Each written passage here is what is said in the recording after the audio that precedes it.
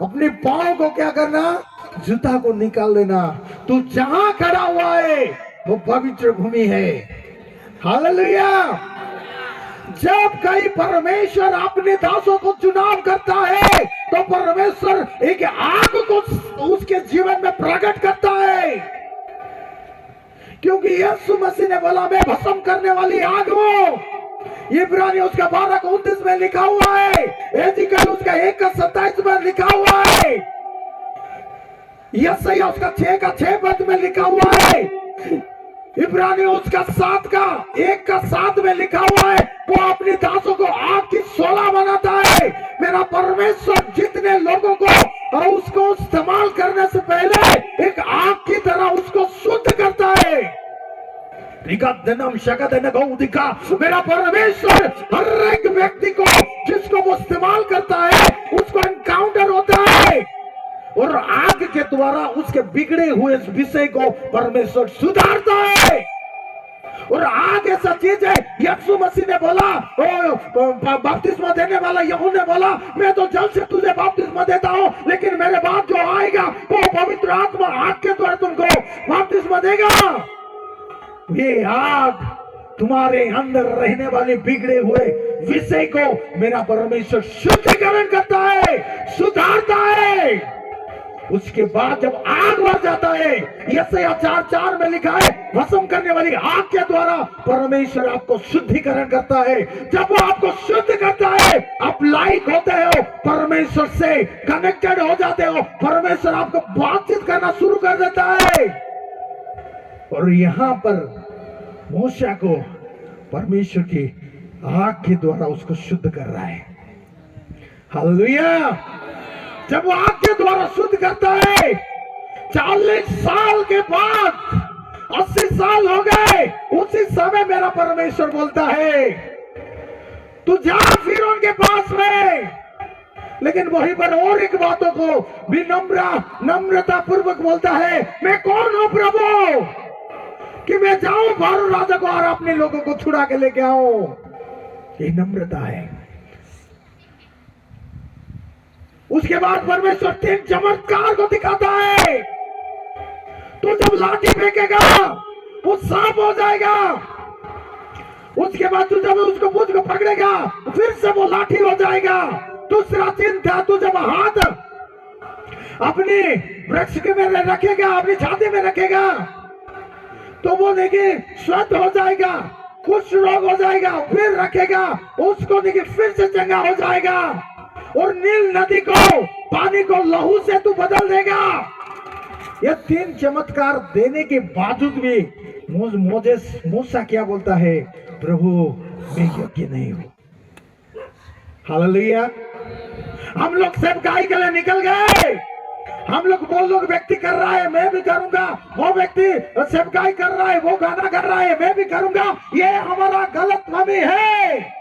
लेकिन आपको सेवकाई से जाने से पहले परमेश्वर का पुत्र का प्रकटीकरण आपके जीवन में होना है।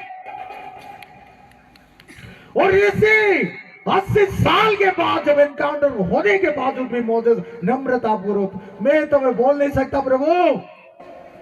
उसके बाद परमेश्वर बोलता है, क्या मैंने तुम्हारे मुख को नहीं बनाया? क्या कौन बोलता है कि तुम्हारे आंखों को नहीं बनाया? कौन बहरा करके नहीं बनाता है? कौन अच्छा करके नहीं बनाता है? मैं तो हूं जो मैं बनाने वाला क्रिएटर, सृष्टिकर्ता, मालिक हूं। तू जा, मैं तेरे साथ रहूंगा। तो परमेश्वर इतने बातों को बोलने के बावजूद भी वो नम्र होकर बोलता है, प्रभु मैं योग्य नहीं हूं। हालेलुया। मेरा परमेश्वर अपने अधिकार को व्यक्ति को इस 2025 में परमेश्वर उन नम्र व्यक्ति को ढूंढता है। वो परमेश्वर के समर्थ व्यक्ति को ढूंढता है जिसको अपनी महिमा की एनकाउंटर का दर्शन देगा और अपनी अधिकार उस व्यक्ति को हाथों में दे देगा। लेकिन इससे पहले, अपनी लाठी को देने से पहले और एक बातों को बोलता है, विकम्ननम। उसके 18 पद में देखेंगे, 4 का 18 पद में लिखा है, तब मूसा ने अपने ससुर यित्रो को पास लौटा और उससे कहा, मुझे विदा कर कि मैंने मिस्र में रहने वाले अपने भाई के पास जाकर देखूं कि वे अब तक जीवित है या नहीं। हम लोग सेवकाई शुरू कर दिए बिना हमारा सीनियर पास्टर को पूछे। हम लोग सेवकाई कर दिए बिना हम सलाह लेके हुए। हम लोग सेवकाई मैंने आरंभ कर दिए, किसी को सलाह भी नहीं लिया। लेकिन एनकाउंटर होने के बाद, दर्शन होने के बाद, अधिकार प्राप्त करने के बाद मोजेस नम्र होकर जाकर अपने यत्र ससुर को जाकर बोलता है, मुझे आशीष देना, मैं जाऊंगा उस स्थान में। तब वो आशीष देकर भेजता है। तुम्हारी दुख, तुम्हारे अगर परमेश्वर का अभिषेक के विरुद्ध अगर दुख दिए हो, तुम परमेश्वर के सेवकाई का आशीष का वारिस नहीं हो सकते। परमेश्वर का अधिकार आपके जीवन में दिखाई नहीं देगा। परमेश्वर की सामर्थ्य आपके जीवन में नहीं दिखाई देगा। इसलिए जाओ, परमेश्वर को जो आपके ऊपर सीनियर है उसको बोलना, मुझे आशीष देना, मैं छोटा सा सेवकाई करना चाहता हूँ। हालेलुया।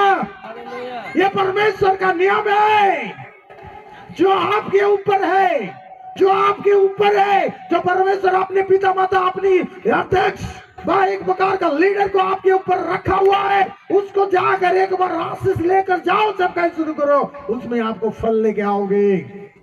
अगर अपनी बुद्धि ज्ञान से मैं सारे ज्ञानी हूँ, टैलेंटेड हूँ, मैं सब कुछ कर सकता हूँ, तो वो सेवकाई नहीं की आधा में जाकर डूब जाएगा।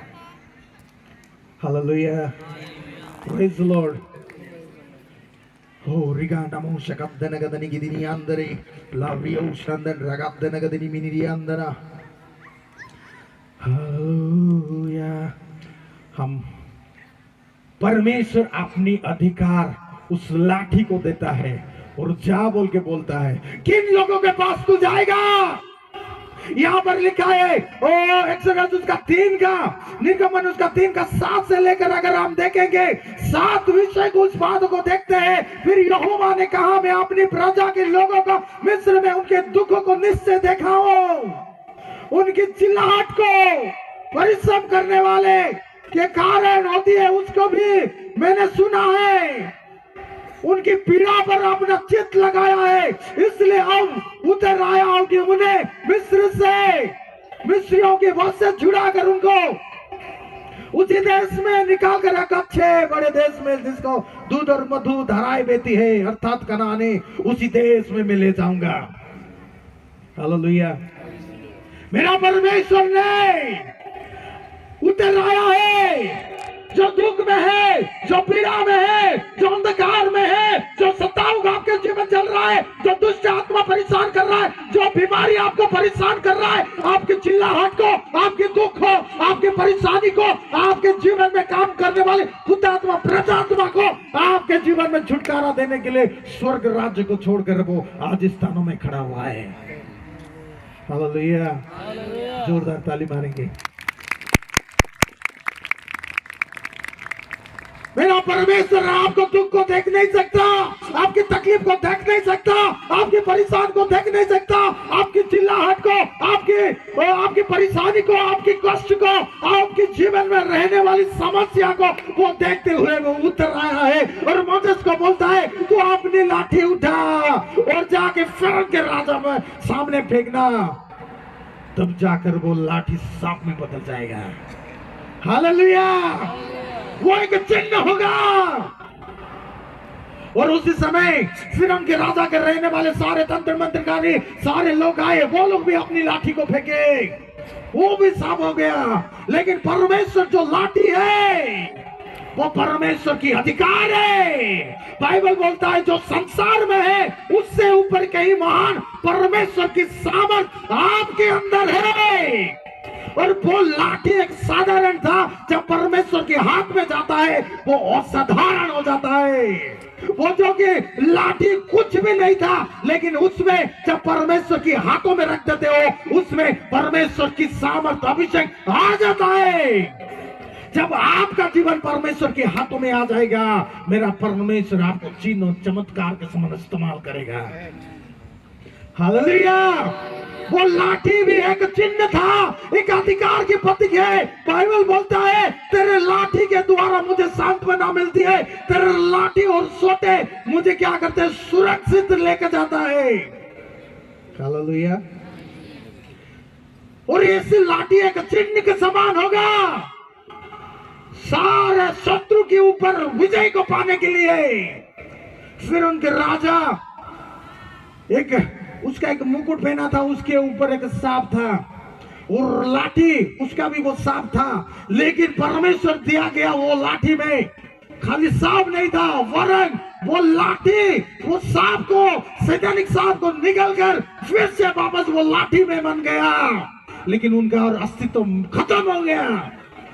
और ये परमेश्वर का चिन्ह, अधिकार, वो सामर्थ का दर्शाता है जो मेरा परमेश्वर आपके जीवन में रहने वाली अंधकार की शक्ति के ऊपर मेरा परमेश्वर आपको विजय देने वाला है। इस कारण परमेश्वर बोलना चाहता है, मैं अपने अद्भुत कामों को तुझको दिखाऊंगा। हालेलुया। इसलिए यशायाह में इस प्रकार का लिखा गया है, रिगा नमो शकदन कदनि मानदना, उसका 8 का 18 में लिखा है, तुम मेरे लिए एक चिन्ह